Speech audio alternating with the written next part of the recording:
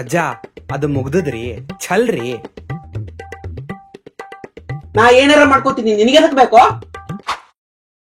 ಅಜ್ಜ ನಾವೆಲ್ಲ ತಿನ್ಬಿಟ್ಟಿದ್ ಮಾವಿನ ಹಣ್ಣದು, ಅದರಿಂದ ಏನ್ ಮಾಡ್ತೀರಿ?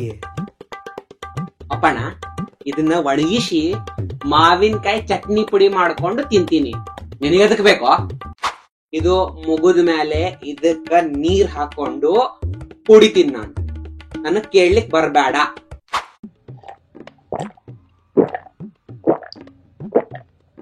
ಅಪ್ಪಣ್ಣ, ಏನಿದು ಭಾರಿ ಅದಲ್ಲ ಇದು? ಅಜ್ಜ ಎಗ್ಗದು.